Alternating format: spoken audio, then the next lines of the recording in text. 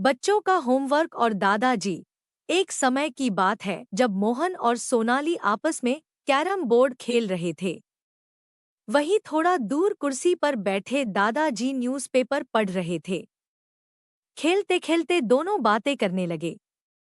मोहन ने कहा, सोनाली तुमने अपना होमवर्क कर लिया जो मैडम ने दिया था? सोनाली ने कहा कि मैं तो करना ही भूल गई और तुमने किया क्या? मोहन ने भी मना कर दिया। दोनों कैरम बोर्ड छोड़कर अपनी अपनी नोटबुक खोलकर बैठ गए। सोनाली ने कहा, अरे मोहन, इसमें तो मैडम ने दिवाली क्यों मनाई जाती है उसके ऊपर दो कहानियां लिखने के लिए बोला हुआ है। मुझे तो बस एक ही पता है। मोहन ने कहा, हाँ मुझे भी एक ही पता है, लेकिन अब हम अपना होमवर्क कैसे करेंगे? सोनाली ने एकदम कहा, आइडिया हमारे दादाजी है ना, उन्हें जरूर पता होगा। दोनों दादाजी के पास जा बैठे और उनसे पूछने लगे कि दादाजी देखो ना, मैडम ने दिवाली की दो कहानियां लिखने को दे दी हमें तो, लेकिन बस एक ही पता है। दादाजी मुस्कुराने लगे और बोले, बच्चों मुझे तो चार चार पता है। दोनों ने उत्साह के साथ कहा, वाओ दादाजी आप तो ग्रेट हो, अब आप हमें चारों कहानियां सुना दो प्लीज। प्लीज।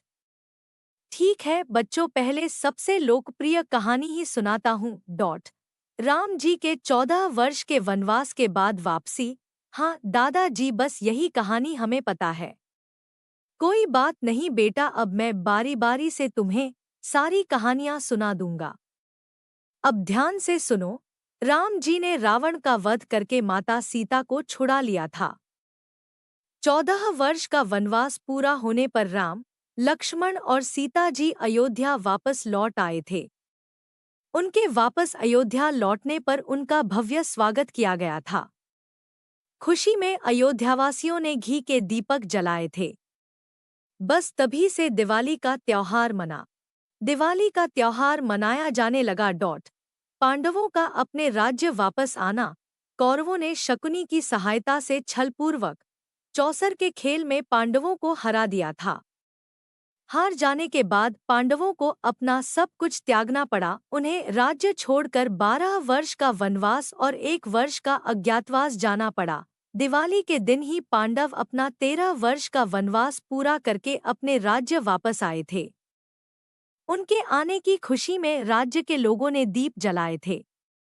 बस तभी से कार्तिक अमावस्या को दिवाली मनाई जाने लगी।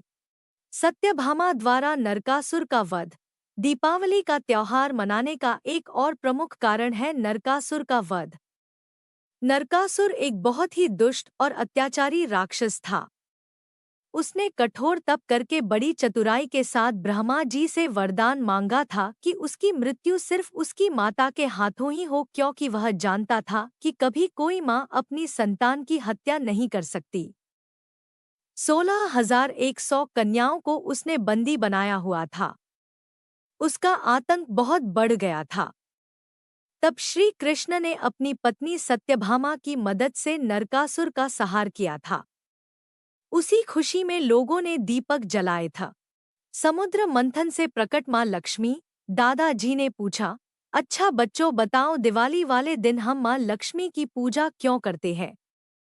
बच्चों ने कहा, दादाजी हमें तो नहीं पता, आप ही बताओ ना इसके पीछे की कहानी। दादाजी हंसने लगे और कहा, अरे मेरे प्यारे भोले बच्चों, जरूर बताऊंगा। तो सुनो। देवताओं और राक्षसों के बीच समुद्र मंथन हुआ था। समुद्र मंथन के दौरान 14 रत्न निकले थे। विष, अमृत और सबसे आखिर में समुद्र मंथन से माँ लक्ष्मी प्रकट हुई थी।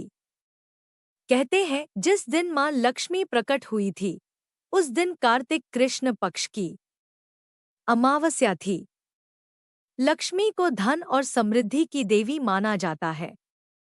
इसलिए दिवाली के दिन हर घर में दीप जलने के साथ साथ माँ लक्ष्मी जी की पूजा भी करते हैं। बच्चों तुमने एक बात नोटिस की? दादाजी ने कहा।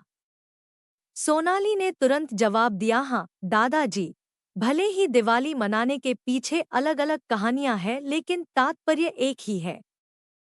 दिवाली दीपों का त्योहार है। अंधेरे से उजाले, अधर्म से धर्म और पाप से पुण्य का त्योहार है।